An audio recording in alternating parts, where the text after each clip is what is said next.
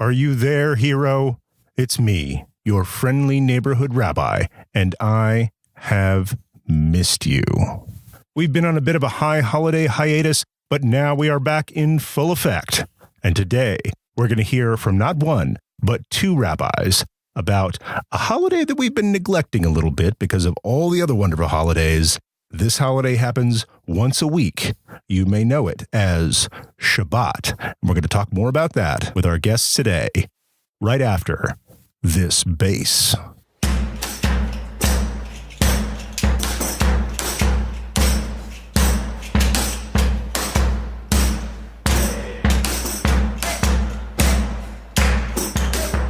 Welcome to the Jewcurious Show, where learning about Judaism and getting to know Jewish people can help you live a life of meaning, joy, human connection, and personal growth. And now your host, Rabbi John Carrier.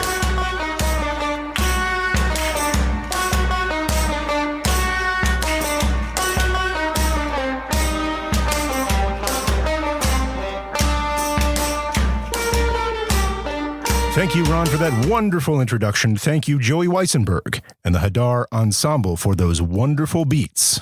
And last but not least, thank you, hero, for hanging on through our high holiday hiatus. It's been a couple of busy weeks in the Carrier household. I have been putting up some reruns, or should we say encore presentations of this show on YouTube to share this show with my YouTube audience, which has been enjoying the 31-day Fall Jewish Holiday Challenge. I should say 31 video challenge. It took about 52 days to put up those 31 videos, but it was well worth it. We've done a ton of great learning together. And most important, I've made some new friends, and I've been hearing from a lot of you, and I really appreciate that. I appreciate that these videos are getting out there, that people are watching them and enjoying them, learning a little something, and connecting with me. That is why I do what I do. I want to teach as much Torah as I can to honor my teachers and pay it forward. And that it's being received the way it's being received just fills me with gratitude. And so let me say thank you. So to make up for some lost time, I'm going to treat you to two guests today. And these are a couple of two-timers, people, but not in the bad way. Like, they're perfectly faithful, trustworthy individuals. I call them two-timers because each of them has been on the show before, and this is their second time. You may recognize the voice of Rabbi Ariel Sholklapper, an expert and teacher on Jewish mindfulness and meditation, as well as the dulcet tones of Rabbi Jeremy Marquise, a wonderful congregational rabbi in Pittsburgh, who was in our fall holiday roundup and voted, in fact, that his favorite fall holiday is the one that starts tonight, that is Sukkot. But enough about that. The reason I have these two guests on tonight is because they are both friends of mine, but they're very different blokes with different foci in their careers. One teaches meditation. One is a congregational rabbi that teaches all sorts of stuff to all sorts of people. But I brought them together because I want to hear two different perspectives on this wonderful day that happens every 7 days. Did you know that Shabbat is 1/7 of the rest of your life? And while we've had a wonderful time learning about and experiencing the holidays of Rosh Hashanah, Yom Kippur, and Sukkot, they only come once a year. And I know I've had this feeling, and I've heard other people have this feeling, that sometimes you go to these big holiday celebrations. It might be your first time in a synagogue in a while, or even ever. And you're like, gosh, why do I have to wait till next year to do this? Is there a way that I can connect to this community, that I can connect to this kind of learning, that I can connect to God on a more frequent basis? And it just so happens that in the very beginning, and I mean in the beginning, Bereshit, in the beginning of the Torah, it says that God created the world in 6 days, and on the seventh day, God rested and reinvigorated God's self, vayinafash, re-ensouled. And it says that God just didn't do this for God's own kicks and giggles. It was to set the example that, A, you can get a lot done in 6 days, as my friend Rabbi Sholklapper says, but you also get to rest. And this is part of the natural cycle of human behavior. This is part of the natural rhythm of the cosmos. And today we're going to learn all about that. But before we get started, I just want to give one more quick shout out to my friend Brian. I may have mentioned before that Brian inspired me to do something, and that was create the Jewcurious Community Center. This is a private Facebook group just for listeners to this show. And not only did Brian inspire me to create this forum, but he has been instrumental in welcoming people there, in getting conversations going. It's been amazing. People sharing their journeys, people sharing their holiday experiences, people sharing Jewish resources with one another and asking questions and getting those questions answered by peers and by me and by everybody who's participating in this. And if you'd like to participate in this, you can find it at jewcurious.show/forum. That's FORUM, not FRUM. That's from, meaning a religious Jew. That may be a goal of yours, but I'm not going to insist. You do you. But if you go to jewcurious.show/forum, you'll find out how to get connected to the Jewcurious Community Center. And Hero, I would love to see you there. Now, while you are on the internet, you might also want to check out jewcurious.show/Shabbat as an additional resource, as a content upgrade, as a little bit of, let's say, dessert to this episode. This coming Wednesday, I'm doing a live webinar about Shabbat on the internet. Like, where else are you going to have a webinar, really? It's very popular. And if you'd like to know more about that, go to jewcurious.show/Shabbat. That'll tell you what I'm talking about. It'll show you how to sign up. And once you sign up for the webinar, you'll get all the links that you need to participate. And if for whatever reason you can't be there, everybody who signs up will get forwarded a link to a recording of the webinar. So even if you can't be there when it happens, you will be able to benefit from all the learning and the live Q&A. I'll record the questions and the answers so that you will have access to all of it. Just to give you a little taste, what I'm going to be talking about is the 4 essential ingredients, the 4 ways that we get from the Tanakh, from the Torah, and from the prophets to make the most of our God-given day of rest. As I said, this is 1/7 of the rest of your life. And we're going to learn how the Torah helps us to make the most of that day and help us keep from feeling like a Shabbat failure. Many students I talk to have this feeling like, oh, if I don't do everything perfectly, I'm dishonoring Shabbat. I'm ruining the whole thing. I might as well not even start. And I want to help you avoid that feeling, Hero. So if you will, go to jewcurious.show/Shabbat. Sign up for that. We'll do a lot of great learning together, get your questions answered, and it'll be a good thing. But that's the future. I want to talk about the present. And I feel like I've been given a present in that I get to present to you, expert in Jewish mindfulness and meditation, Rabbi Ariel Schollklapper. All right, let's do this. Coming on the microphone, you have heard him before, God willing, Hero, because he's been on the show before. One of my favorite guests. I like all my guests, but there's a special place in my heart for Rabbi Ariel Schollklapper. Rabbi, you there? I'm here. Excellent. Be here. Thanks for having me, John. Just in case people forgot who you are and what you're all about, just give me a brief summary. Like, what's your deal, man? I teach Jewish mindfulness meditation. So I try to help connect people to Judaism through mindfulness and the practices that are rich in Judaism for cultivating mindfulness. That sounds like it involves a lot of chilling, like on the professional level. Totally.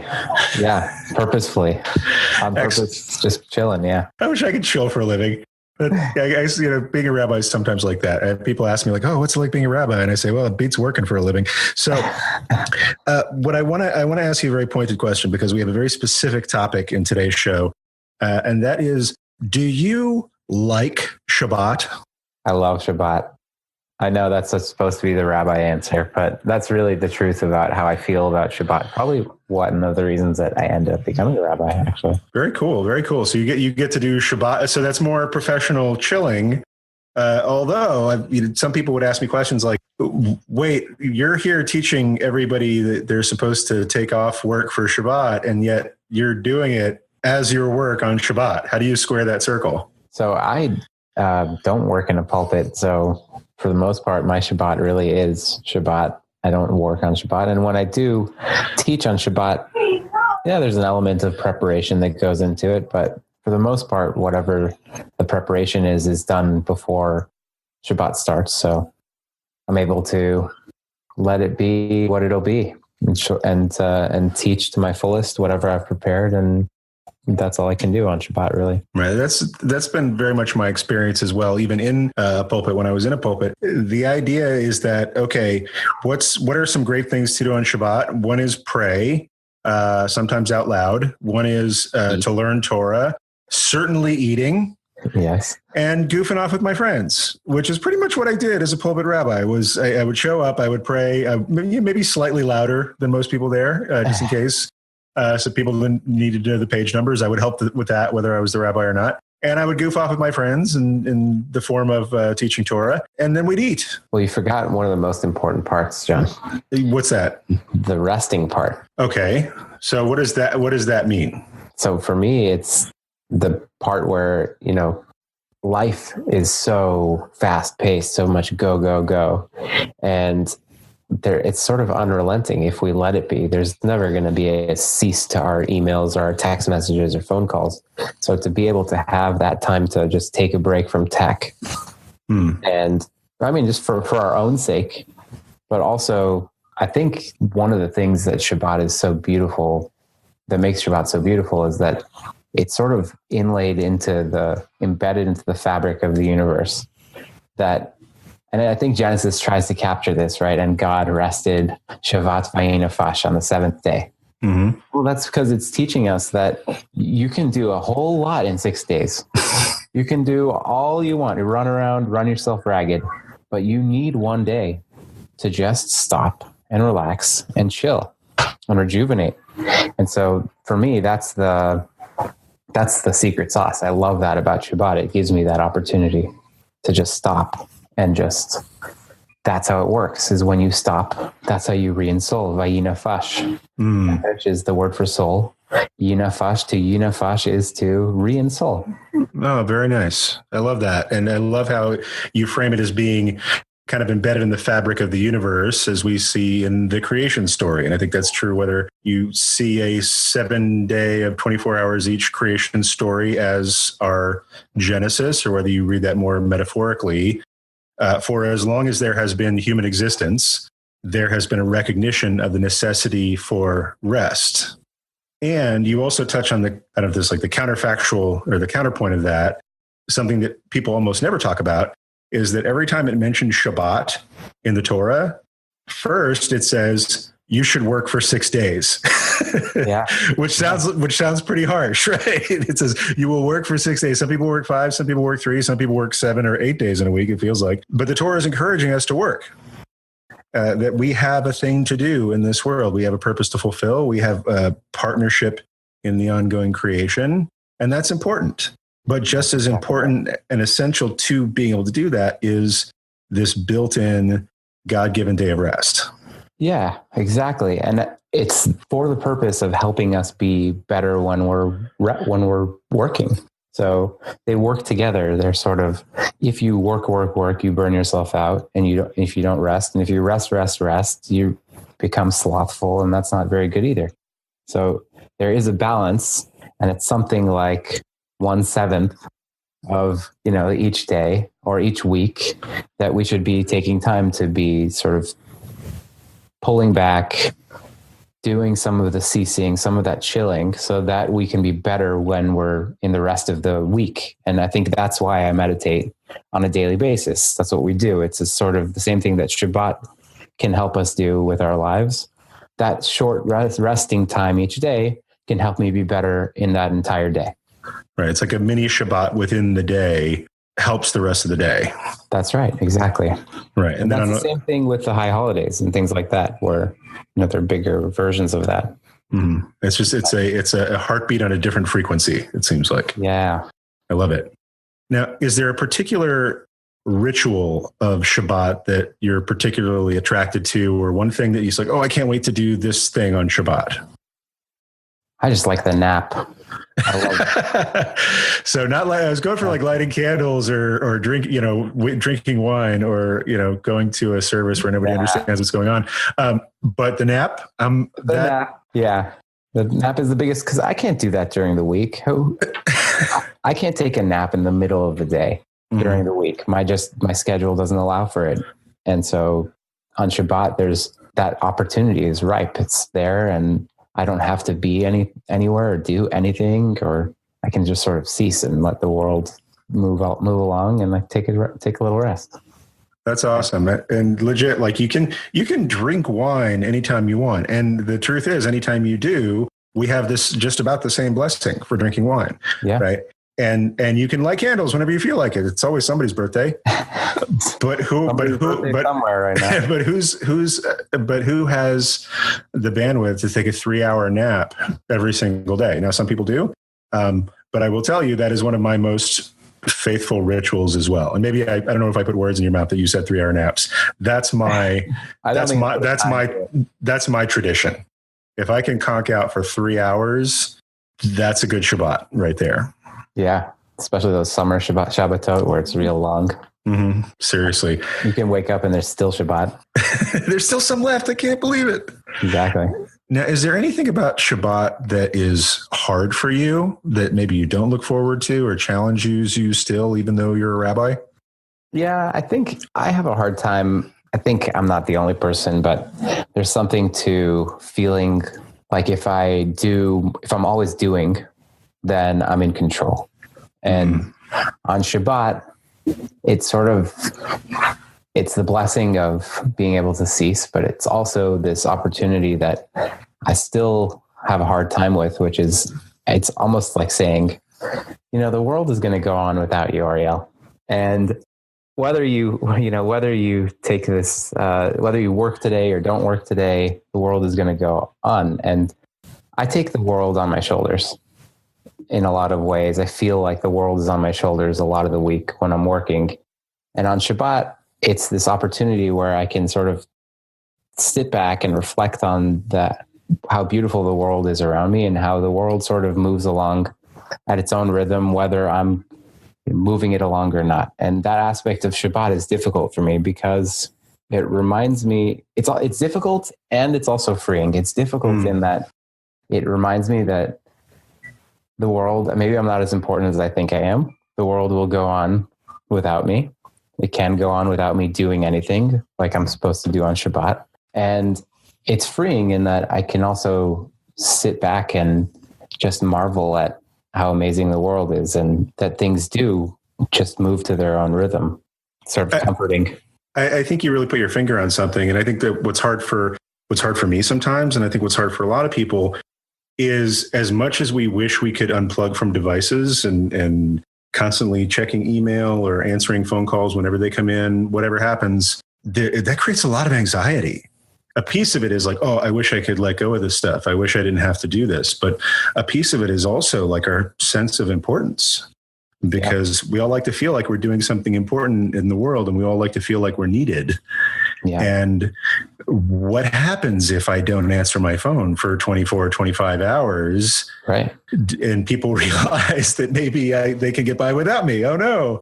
There was an old movie, I forget, as a Japanese, I think it was a Japanese filmmaker. I think it was the filmmaker who did The Seven Samurai, did another piece. It was more of a contemporary, like 50s, 60s Japan, picture of a salaryman. It looked very much like a Japanese Death of a Salesman, this sort of older office worker. And they're sort of joking with him that he's never taken a day off in his whole career. And they tell this joke about, okay, there was the man who never took a day off. And somebody asked him, is it because you're so important? And he said, no, I don't want anybody to realize that they can get by without me. Yeah. And so that's a humbling thing to do. That's a humbling thing to do, to say, okay, for now, the world is enough as it is. I'm not responsible for making it any different. And I can actually pull back, and that's okay. It's not just okay. It also then feeds into how I'll be better equipped to be more a better contributor during that other time, right? I'll be more mindful. I'll be more aware. There are team building games that people use to teach a lesson, which is, we take two groups, we give them really complicated tasks, and then you see which group is going to actually pause before starting the task to assign roles and to really think about how they're going to go about accomplishing this complicated task. And what they find is that the groups that actually take that time to pause and think and contemplate, and then also reevaluate while they're doing things, they're much more successful. They get the job done faster and more efficiently than the people who just run to do the thing without really pausing to consider their strategy. In that same way, this is the opportunity that Shabbat gives us to reconnect with ourselves, with our purpose. We could do that daily. We should do that weekly. We do that seasonally, like the high holidays now. Mm-hmm. Now, we touched on this a couple of times, is this notion that this day of rest is not only good for its own sake, but also has kind of a trailing effect into the following week.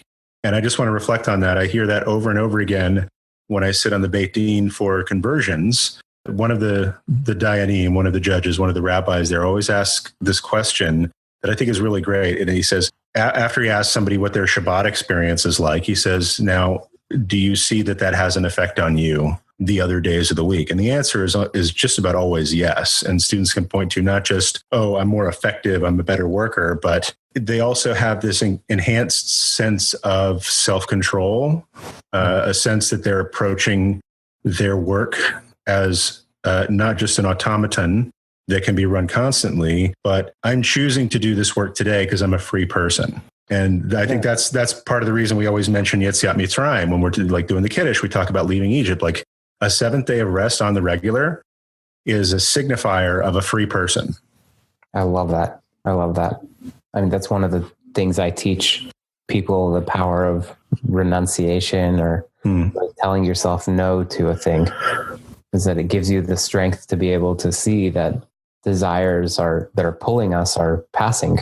And they lose their grip as we abstain from them, as we take time to say, you know what, I am hungry right now, but I'm going to take a moment to say a blessing before I put it into my mouth. And just even that small gap can create within us the ability to pause before taking other actions that may not seem as trivial as whether I stuff the sandwich into my mouth.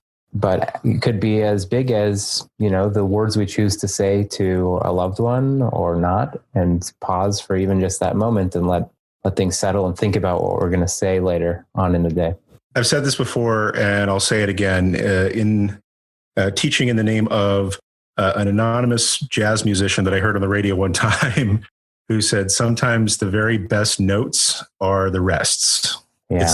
It's the pauses in between the notes that you play that frame them and enhance them that can be the most critical beats of time, is when there's just silence. This is a lot of highfalutin, abstract, hoity-toity, hoi polloi stuff. But I want to make it real for a second if we can. Do you have a particular moment in your memory or a story or just a particular Shabbat experience that just epitomized Shabbat for you or just really made you grateful that we have this gift to begin with? I especially love Shabbat when it's been a really go kind of week. And I sort of have this, built-in release valve of the pressure to say like, okay, well, you know what? Second the sun is going down, that's all I can do, right? I have to just put the pen down or put the computer down or whatever. But I remember when I started this journey, I didn't go from not practicing Shabbat at all to fully taking tech breaks. I incrementally did it. And so I decided that I want to stop using my cell phone, but my friends didn't know that just yet. And so they would keep calling me, texting me and wondering where I'm at. And I had this rule where I'll give everybody a courtesy text back or a courtesy phone call just to tell them, hey, I know it's Saturday. You didn't know this, but I'm transitioning to not using my phone over this time. So I'm letting you know this now because you didn't know that before, but now you know. And I remember the first Shabbat, and actually I didn't even realize it until after the entire Shabbat had passed. But there was a Shabbat after several months of this happening that nobody called me. Nobody texted me. Everybody knew Ariel is having Shabbat and he doesn't respond to his phone. And for me, that was an amazing moment. It's kind of scary in the same way we talked about before, like feeling like I need to be needed. Mm-hmm. Like, oh, wow, they got the point. But at the same, maybe they don't need me. But at the same time, it was really an amazing experience to have gotten through a full Shabbat without having used my tech, without even having thought about using my phone, and how refreshing it was to then log back in, reach out to my friends, and just get myself back to connection for those next 6 days. I want to frame this especially for listeners to this show who are in the process of maybe taking on new spiritual practices, and they're in the context of they're taking on something like Shabbat, or they're eating differently, or they're reading different books, something where they don't necessarily have that social support of other people doing it along with them. I mean, you should always try to find a chaver, a friend to study with, a peer who's going through the same thing, but that's not always possible. And especially with things like taking a Shabbat for yourself in a social setting where that's not practiced, there's a fear there that you're going to alienate your friends, right? People are going to think you're weird or you're unreliable. And that fear keeps people from taking the little steps to get started. And what I love about your story is that I think it's very reassuring for people out there. Like, you can take this on, and, it's not going to be perfect. And somebody may give you a dirty look, or somebody may text you back, frowny face. And right. And over time, the people who really care about you, and especially the people who see the positive impact that it's making on your life, will just get that about you.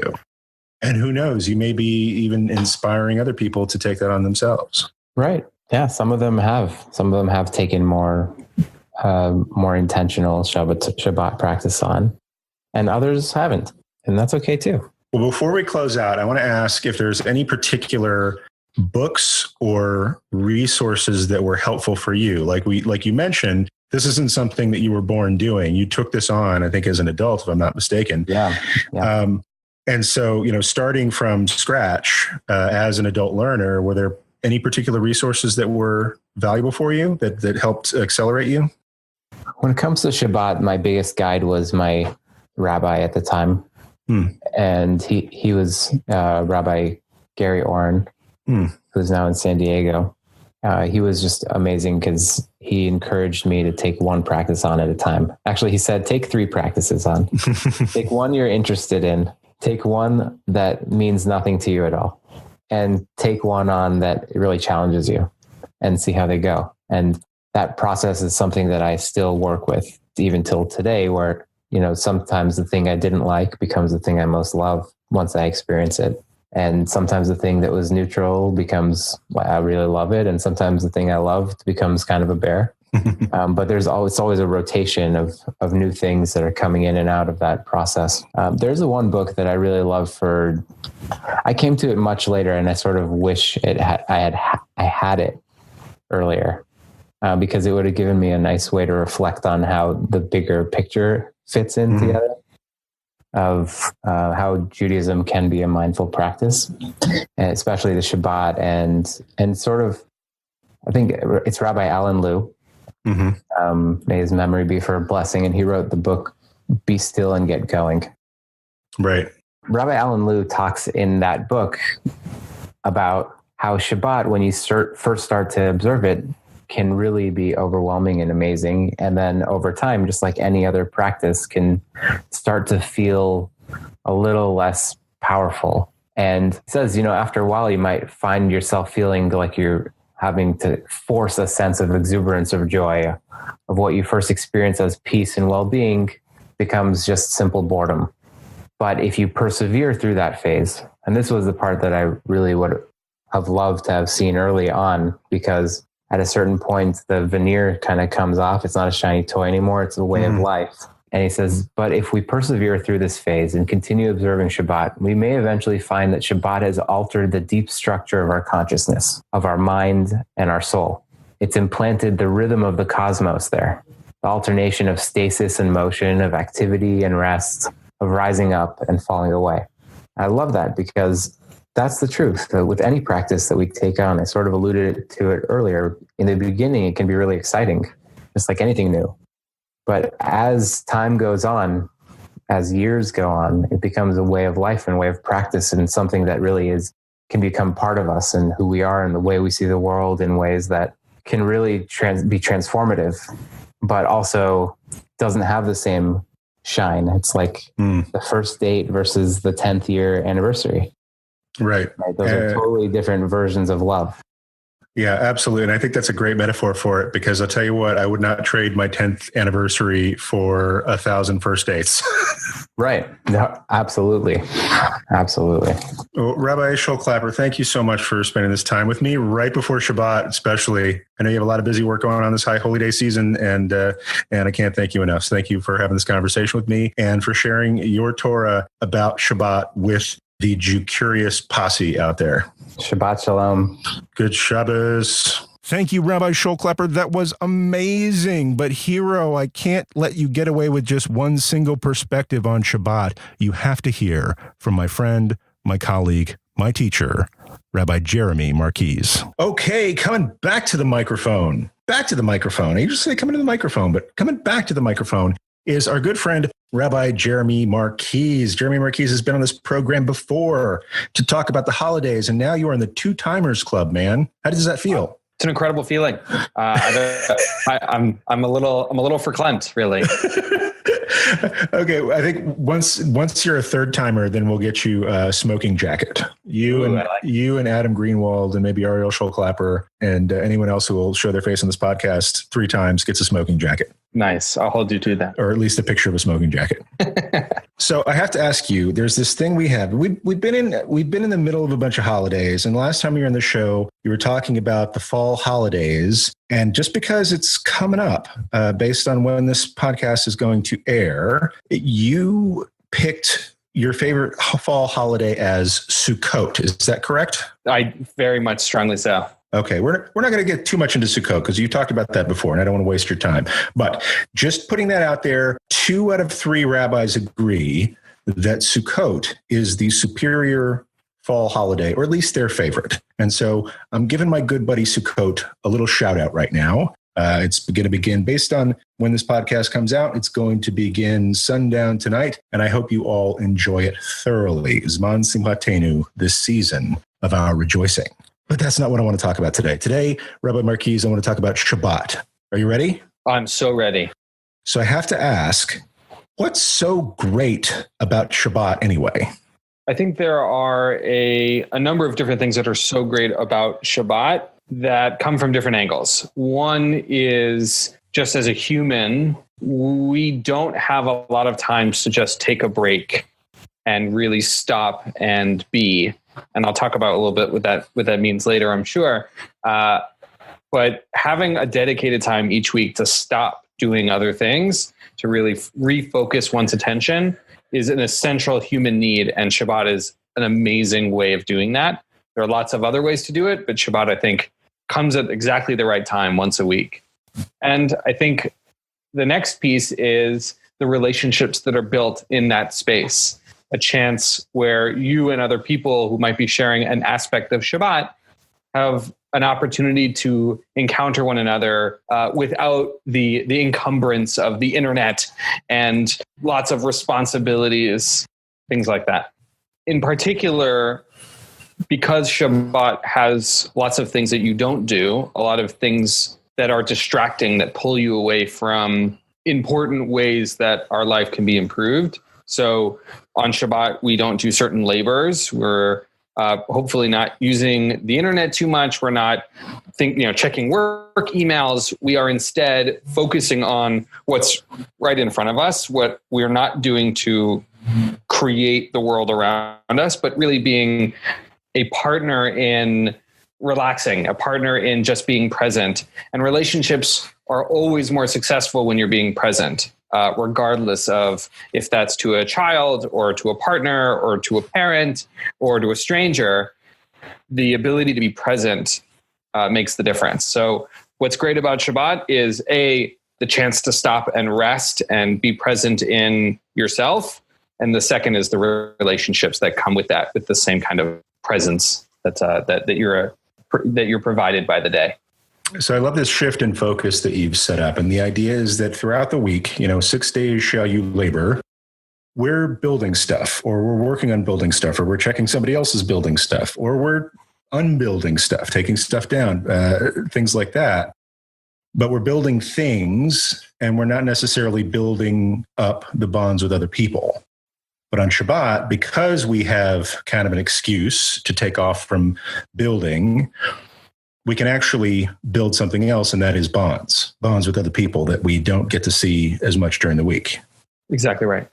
Now, do you have a particular favorite thing to do on Shabbat? It may include the phrase "and dragons." I am certainly a fan of Dungeons and Dragons and love to play. We don't do it on Shabbat though. There's too much writing and other kinds of accoutrement that are required. So looks like gambling. Right. I think for me, the thing that I like to do the most on Shabbat, in addition to spending time with other people, is really just stopping and reading.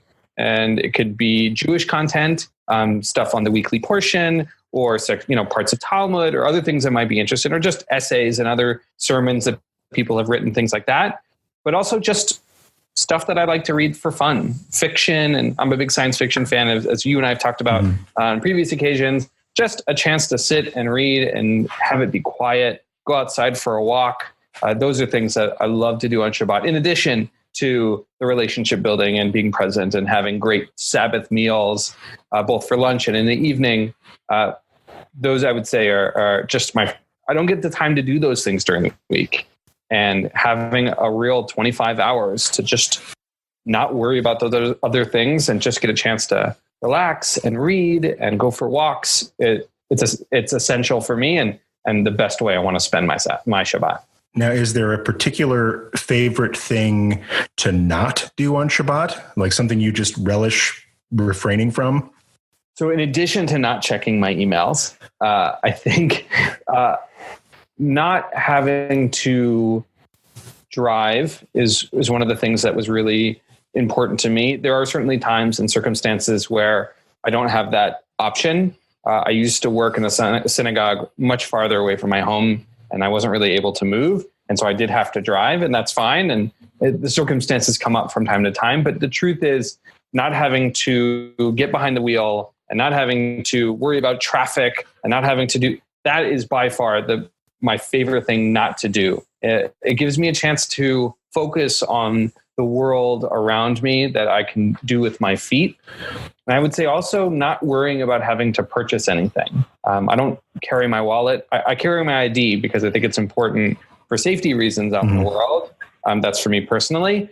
But not having to worry about carrying a wallet and cash and having to, go to the store to buy things. None of that stuff I have to worry about. And I find that those two things are my favorite non-Shabbat activities that non-Shabbat activities that I like to do. All right. So I'll second a lot of that. Mine's related.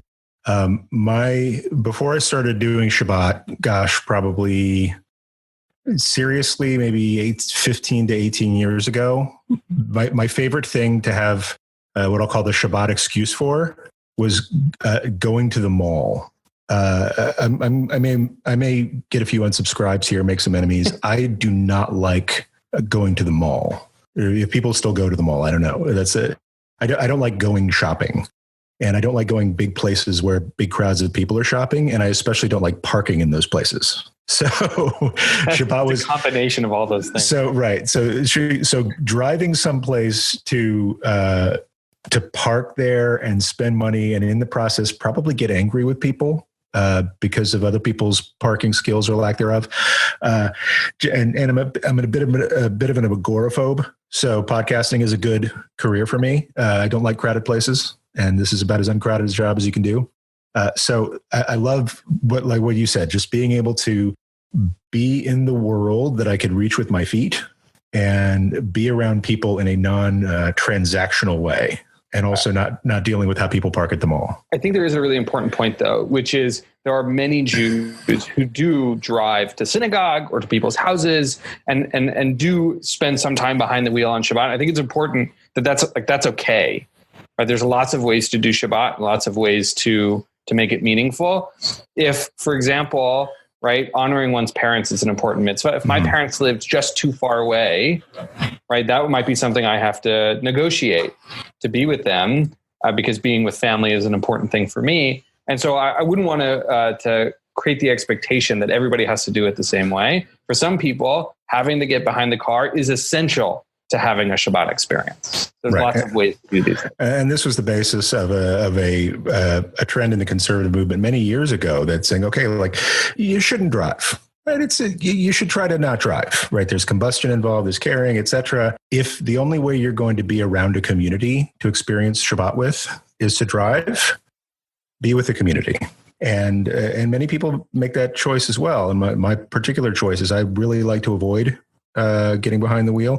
If I'm going to a synagogue to teach, or if I am going to somebody's house for a Shabbat meal or celebration, I'll get behind the wheel. And I'll say that now. Not every rabbi or Jew agrees with me about that. But, if it is in service to making Shabbat a sacred occasion and doing the other things that you want to do, then that's a compromise that I make. And there are a lot of people out there who do that as well. So there are a lot of ways to do Jewish.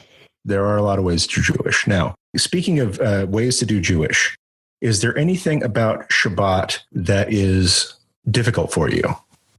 Yeah, I think, well, I'll start off by saying the last hour of Shabbat is always really hard for me.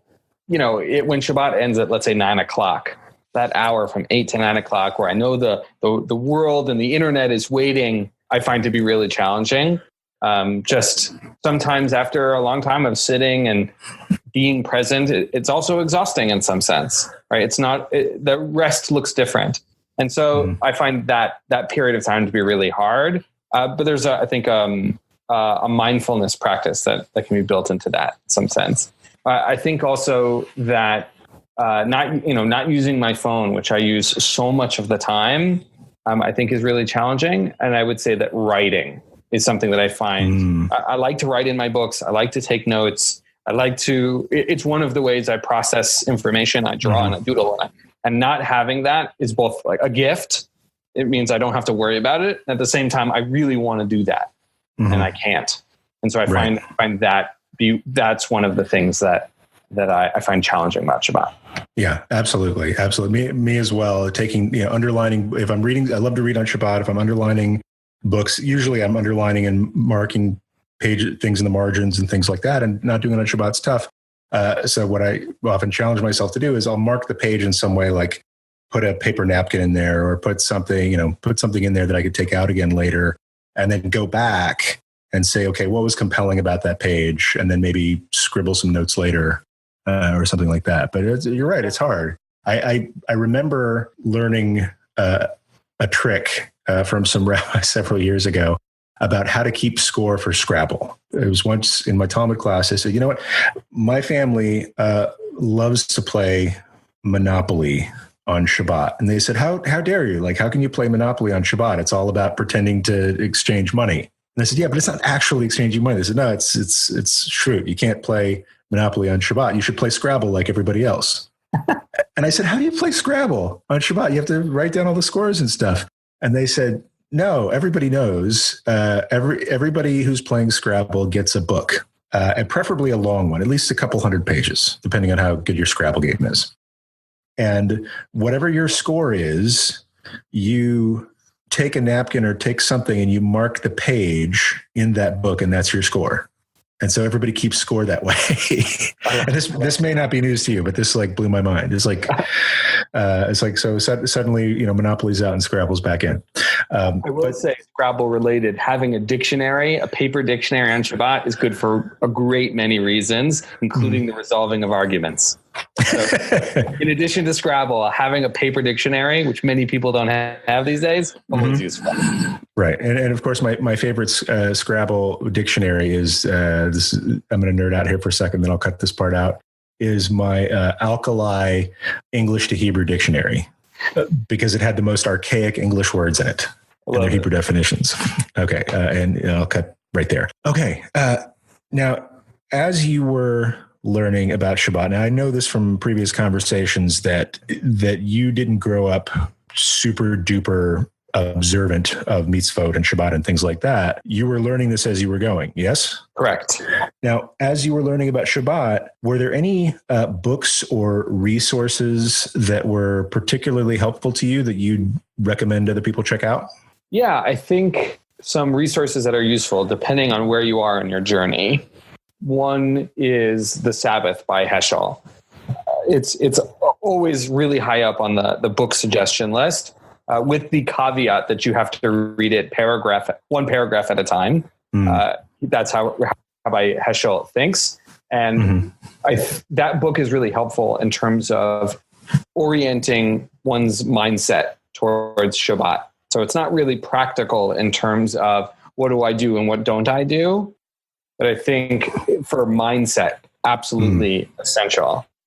One of the books that we used for rabbinical school that I found helpful, it can sometimes be scary because it has lots and lots of information, is the Guide to Jewish Religious Practice. It's like a very technical how-to book on lots of mitzvot, and not working my way through as in chronologically, but having a resource to check, well, what do I do in this circumstance? It's not necessarily situational. It's more kind of a code or an outline of things you can and can't do. I find that really helpful. I'm a method person. I want to know, how do I do things? And that book I found really helpful once I was kind of in the process for a year or two. Right. And this is Rabbi Klein's book, yes? Correct. And I think just some of the other resources that are really helpful, there are lots of online resources. My Jewish Learning is an example of places where you can find articles about Shabbat, things like that. I think, truthfully, it's having a rabbi to look to ask questions about, to be engaged with, to be in community of people who are discovering Shabbat. When I started keeping Shabbat, while I was a part of a community, it was really challenging because the people around me weren't necessarily doing Shabbat. And so having the support of other people who are going through the journey was really, really helpful. I started keeping Shabbat not that long before rabbinical school. And so especially once I had gotten into school and in a community of people who were in process, that was really helpful. And I learned a lot from being in other people's homes. And so I think one of the best resources is to be in conversation with other people who are keeping Shabbat or learning about Shabbat, things like that. I would say one of the most important things that anyone can do in preparation for Shabbat is to make sure to put up hot water and to grind your coffee beans. Very So coffee is an important part of Shabbat for you. Yeah, absolutely essential. I get very crappy in the afternoon if I don't get something. You're supposed to be in a good mood on Shabbat, and having a caffeine headache doesn't help anybody. Exactly right. I once knew somebody who was heavy on Excedrin, even though she didn't have headaches, but Excedrin contains caffeine, and so she would take Excedrin medicinally for caffeine purposes. That's fantastic. And I think one thing that I want to pull out is some Pirkei Avot that you just taught. And that is this passage that says you need to get yourself a rabbi and you need to get yourself a friend. Along any kind of learning journey, it's good to have a guide that you can talk to. It's good to have somebody who knows the stuff and also knows you, who can give you the right resource for you. And then there's the aspect of having a friend. These things are essential to have kind of social support and peer support, and also maybe somebody who's been doing something for a while that you can just pay attention to and learn from. And you don't have to copy them necessarily, because what works for them isn't going to work for you. But it could be the best book on Shabbat is actually not a book, but is getting yourself invited over to Shabbat lunch and paying attention and being patient with yourself if you don't understand everything right away, because you can count on other people being patient, more patient with you than you are on yourself often, and just paying attention to what other people do, and you'll learn quite a bit. I think 100% that's absolutely right. And I think that people who are observant or becoming observant or exploring observance are interested in talking about it. And so if you go to someone's house and you see that they've covered a certain part of their kitchen, you can say, hey, why is that thing covered? Can you explain to me why are you doing that? Explain to me your Shabbos, your Shabbat observance. I think that being in conversation with those things is really important. One of our teachers, Reb Mimi Feigelson, she once said to me, we all need a God chavruta, someone to talk about our faith and God with. I think that that's true with this also. We need our Shabbat chavruta. Someone who we can bounce ideas off of and talk about and struggle with. And we could always use a little Shabbat chavruta, a little Shabbat study group. Sure, absolutely. And just to finish that Pirkei Avot is, again, be patient with yourself, right? Because that's the third piece of that. Find yourself a teacher, get yourself a friend, and always judge everyone favorably, including you, right? If somebody does something different from you, maybe they have different reasons. And if you're not quite getting it, I talk to a lot of people who feel like, I would say they feel like a Shabbat failure. Like they're afraid to take on certain things because they're like, oh, if I do it wrong, is God going to be mad at me? God forbid. And I'm going to blow Shabbat. I'm just going to like ruin the whole thing. 5,000 years of Shabbat and I'm single-handedly going to ruin the whole project if I don't like the candles right. No, just be patient with yourself.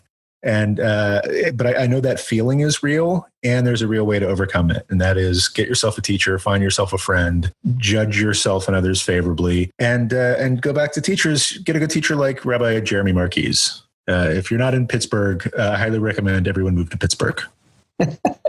Pittsburgh is a great town. We love it here. I get no money from the Pittsburgh Board of Tourism people. Rabbi Marquise, thank you so much for spending this time with me today. I really appreciate it, buddy. And I'll say this, Shabbat Shalom. Shabbat Shalom to you and to all of the Jewcurious community. Hero, thank you so much for listening to this episode on Shabbat. I hope you learned something. I hope it sparked questions for you. You can always ask me questions about these episodes on the Jewcurious Show Facebook page. If you want to know more about the resources that we mentioned, like the books by Rabbi Alan Liu and the book by Rabbi Isaac Klein and Rabbi Abraham Joshua Heschel about Shabbat, all those things are listed in the show notes, as well as links to myjewishlearning.com and lots of great stuff. All that will be found at Jewcurious.show, episode 14. That's Jewcurious.show / the word episode and the number 14. And finally, just a reminder, subtle, not so subtle, not worried about it. We're having this great live event this Wednesday, right after the first couple of festival days of Sukkot. It's going to be a live webinar about Shabbat, how you can get the most out of it, how you could avoid feeling like a Shabbat failure. And you do that by going to Jewcurious.show / Shabbat, SHABBAT. And I can't wait to see you there. Until then, hero, I bless you that you have a joyous Sukkot, a wonderful week. And until next time, hero, peace. Thanks for listening to the Jewcurious Show at www.jewcurious.show.